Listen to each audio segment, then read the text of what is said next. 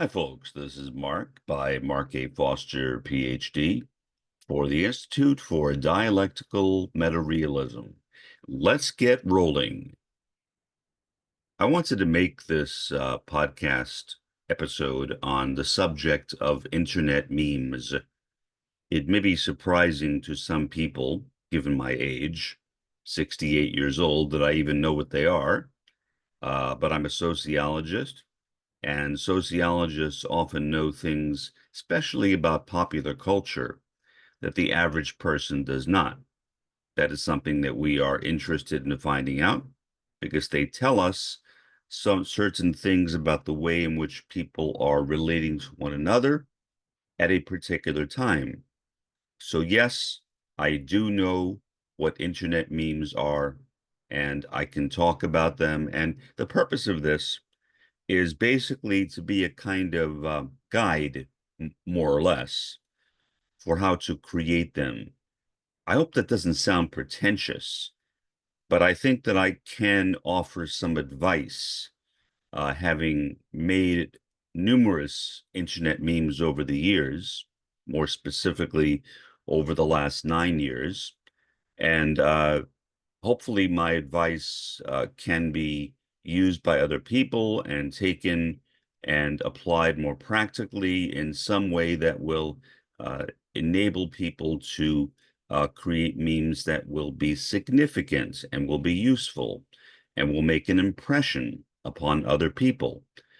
Memes need to be impressive.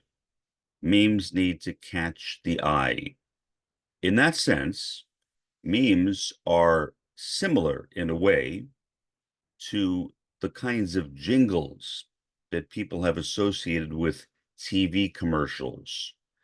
Some of the better jingles are jingles which are humorous. The better ones I remember are ones that I doubt the majority of my listeners will remember. One of them, dippity doo, dippity doo, dippity doo, dippity doo, dippity doo. Now, there's no way that from what I just said that you could possibly know what I'm talking about. I mean, it sounds weird. I guess it sounds kind of funny. At the time, it sounded funny to me. I'm not doing a very good job of singing the song because it's not in my range, but it is a product for keeping your hair in place, basically. It's like a very thick kind of uh, foamy thing that you put in your hands and you rub it into your hair and it can keep your hair in one place. I don't even know if Dippity Doo is sold anymore, but it was very popular in its time. And what made it a meme, not an internet meme, but a commercial meme, was its humor. And the commercial itself was rather funny. I mean, I can't picture it for you, but if you do a search on YouTube under Dippity Doo, Dippity, then Doo, I believe that's the correct spelling. You'll find some of the old commercials and you'll see what I mean. Uh, they're not hilarious. Memes are rarely hilarious. You really don't want them to be hilarious because if they're hilarious, they will detract attention from what they are trying to convey. But they should be entertaining. Entertaining, perhaps a better word than humorous. They should capture the attention of the listener. So the listener wants to repeat the meme too. And so I recall back in the 1960s when the Dippity Doo commercial was popular, people would say Dippity Doo all the time, even when it was inappropriate or made no sense. People would actually greet each other sometimes and say Dippity Doo. It was an extraordinarily effective meme. But here, we are not talking about commercials as memes. We are talking about internet memes. The principle, however, is pretty similar, maybe even almost exactly the same. The main difference is that commercials are designed by advertising agencies. So they are carefully put together by people who are trained, typically who have degrees in advertising and degrees in marketing, and who know how to say something that people will remember. Internet memes, on the other hand, are more commonly designed by the average person. So they are not necessarily as slick, although some of them are quite good, but they do captivate the attention. The advantage of an internet meme is its immediacy. Internet memes are designed to capture the moment. They are typically short-lived. And yes, that is the correct pronunciation, as I once pointed out to a student who corrected me and said, no, it's short-lived. I said, no, it is short-lived and long-lived, but that's off the subject. They are typically short-lived because they're addressing a particular thing, and things don't go on forever. But when you are designing an internet meme, that is not something you have any control over. You have no way of knowing how long the internet meme will last. One of the best internet memes I have heard is "We Are Anonymous" from the Anonymous movement, which is, of course, a hacktivist movement. And it's not been around a short time. It's been around kind of a long time. I doubt the people who designed it thought that it would be around that long. Now, the term "We Are Anonymous" in itself does not sound funny. It's not really entertaining per se. I mean, so what? It almost sounds like what people would say at the end of an Alcoholics Anonymous meeting, rather than saying, "I am Mark Foster." If I were an alcoholic, which I'm not, fortunately, I would say, "I am Mark." But that's not really, what made "We Are Anonymous" humorous. What made it humorous was the Guy Fawkes mask. And the mask itself is funny looking. I mean, it looks kind of spooky, kind of, in a way, almost like something from a horror movie, but it is also funny. And so the association of the mask with "We Are Anonymous" is what made it an internet meme. So in that sense, an internet meme can often be multimedia. It is not only verbal, it is also visual. And that was true with the "We Are Anonymous" meme. And it was hugely successful. A lot of people used it, people from all different walks of life.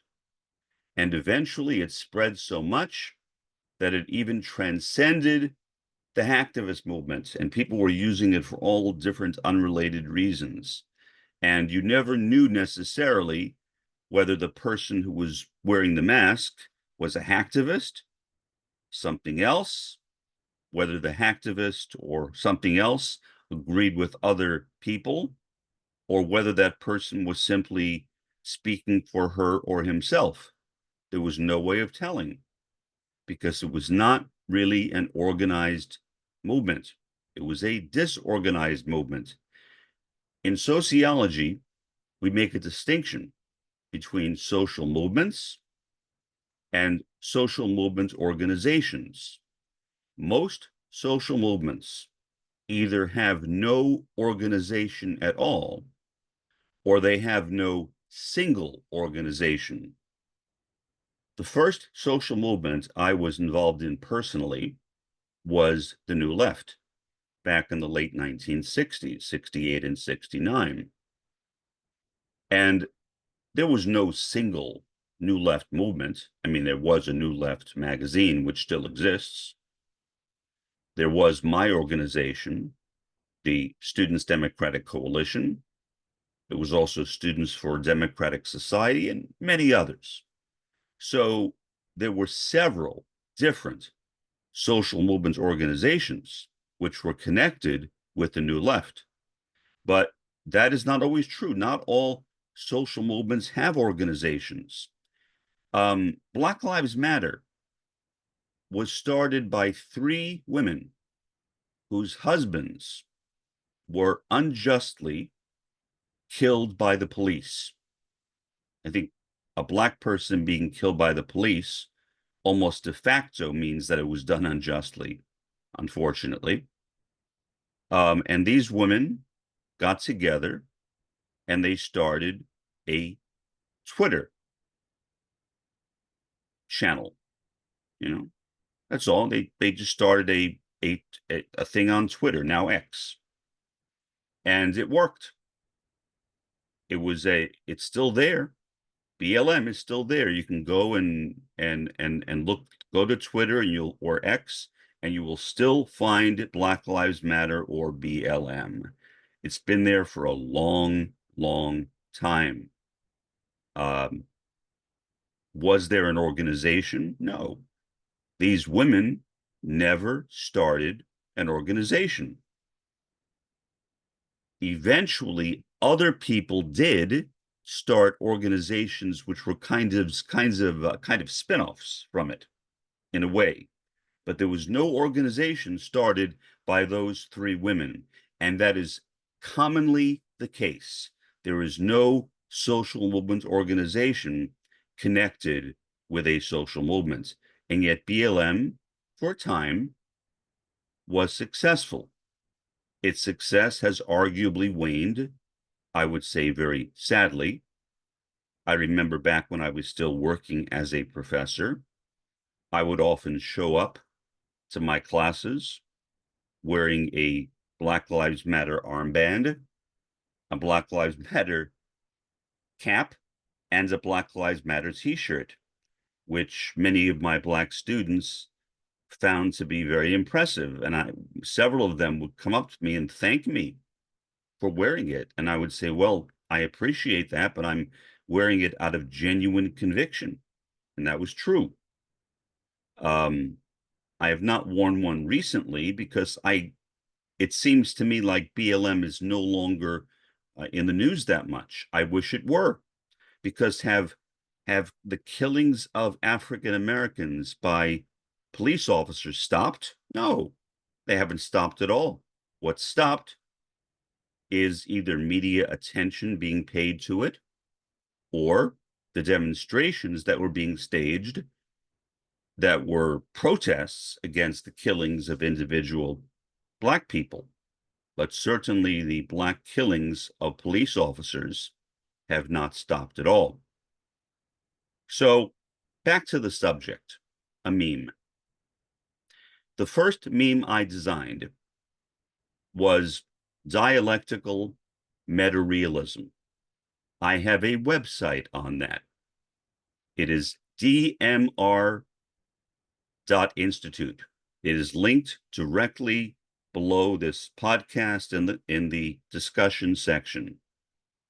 The interesting thing about dialectical meta-realism, of course, is that it sounds like dialectical materialism.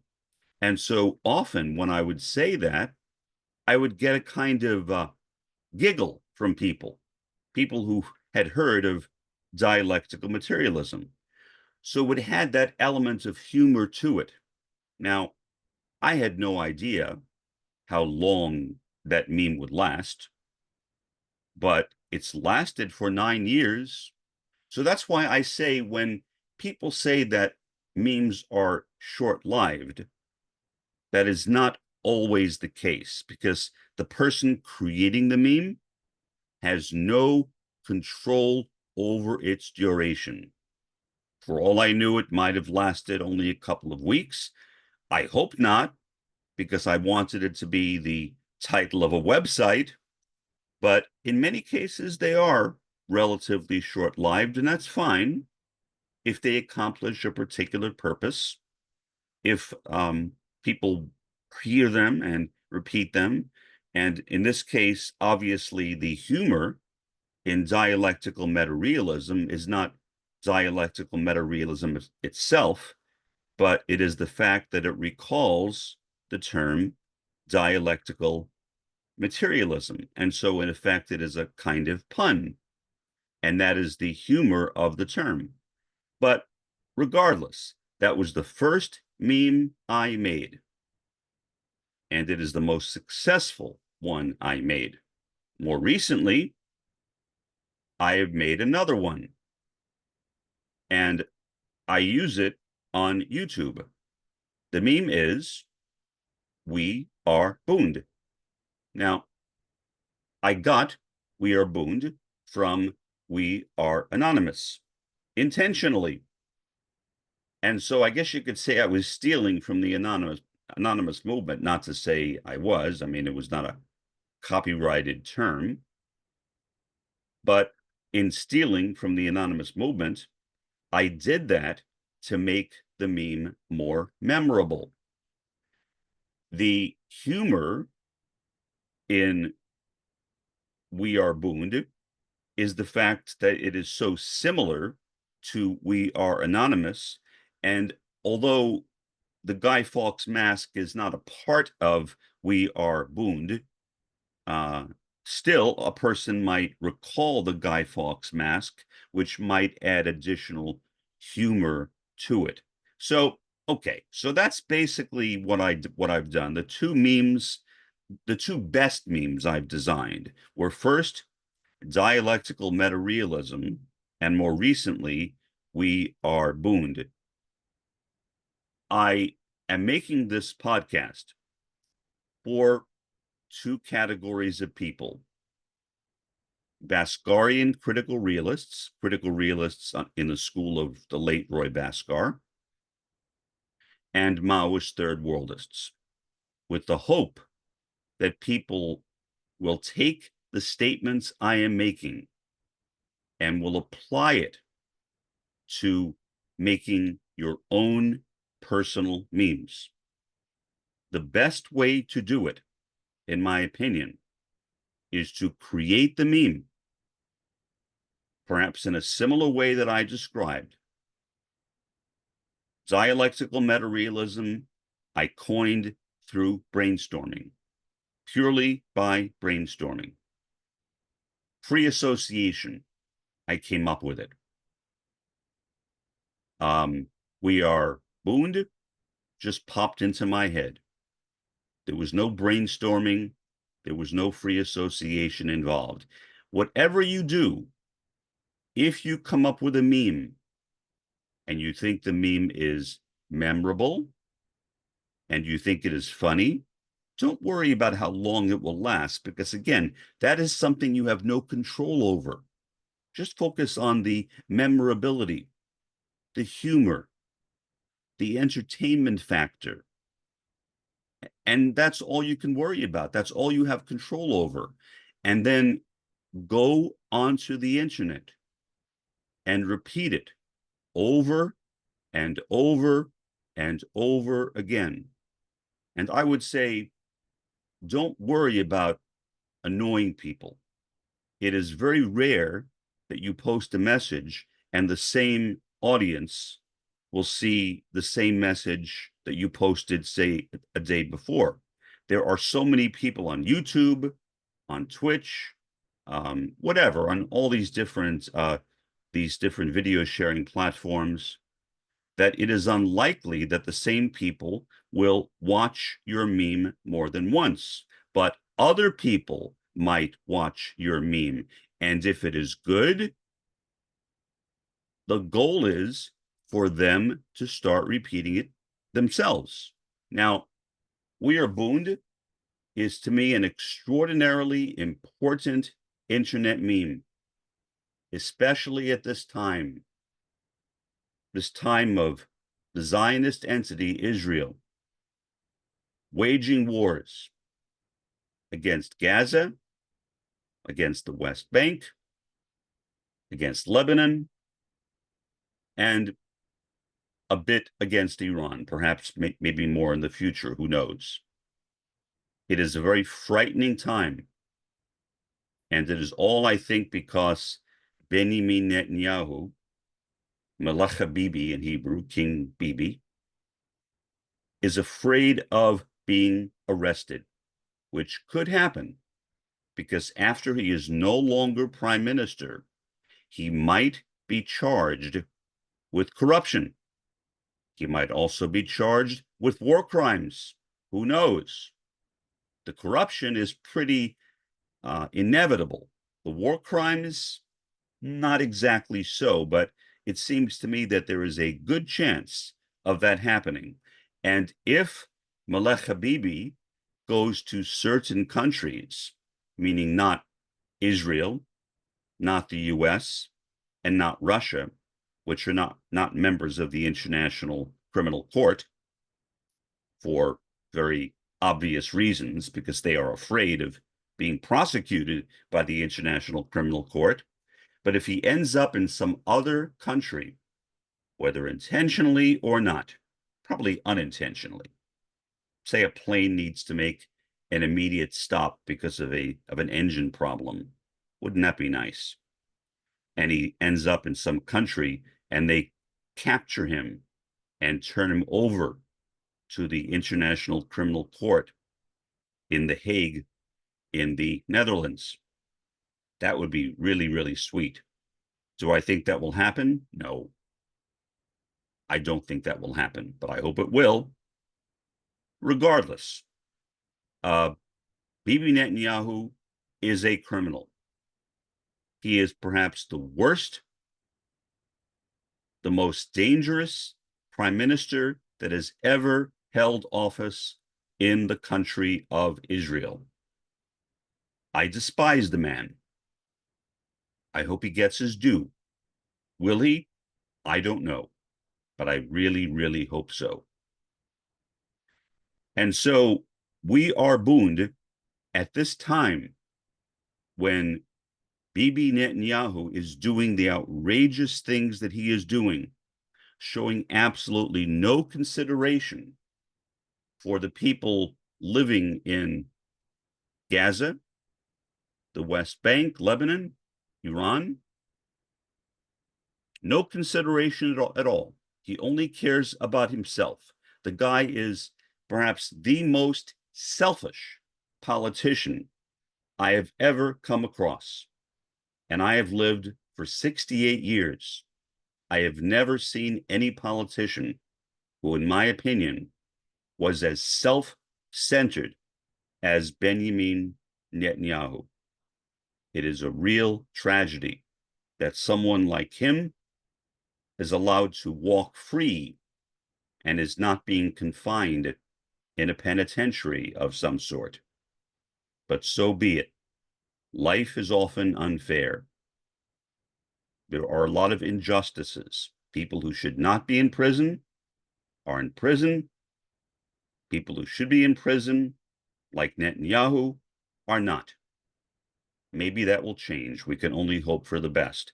But again, We Are Booned is designed to make people aware of that. Now, most people will not know what the booned is.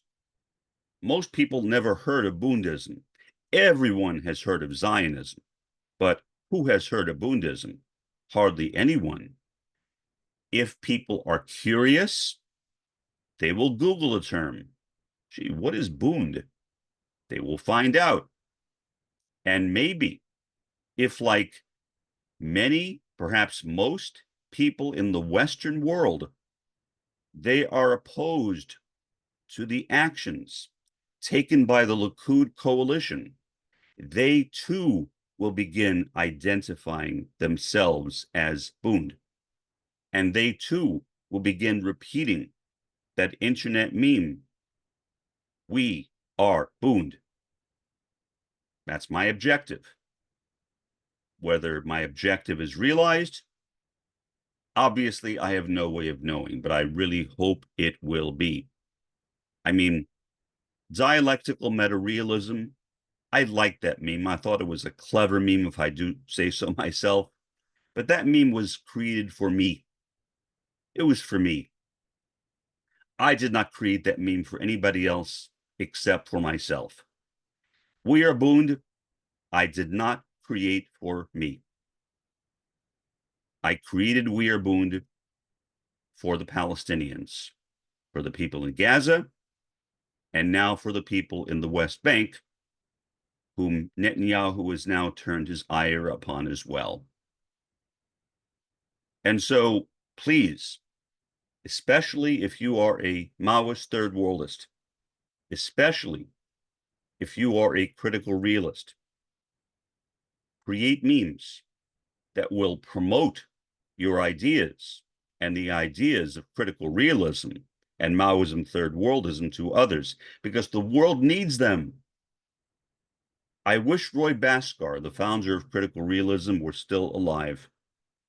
The world needs Roy. Roy was a magnificent human being. He cared genuinely about people. As a Marxist-Leninist, he was truly invested in the future of humanity, even though at the same time, he was rather pessimistic. With Maoism third worldism, the world needs Maoism third worldism as well. First worldism has failed time and time again. The first world will not bring about a communist or socialist world system. It will not topple the capitalist world system that Immanuel Wallerstein has written about so eloquently. We need the third world, the developing world. We need the fourth world, or indigeneity, the indigenous world. And if this can help them, if this can help draw attention to them and to their needs, I will be satisfied. For the time being, this has been Mark, by Mark A. Foster, Ph.D., for the Institute for Dialectical Meta-Realism. Have a pleasant day and an even better day tomorrow.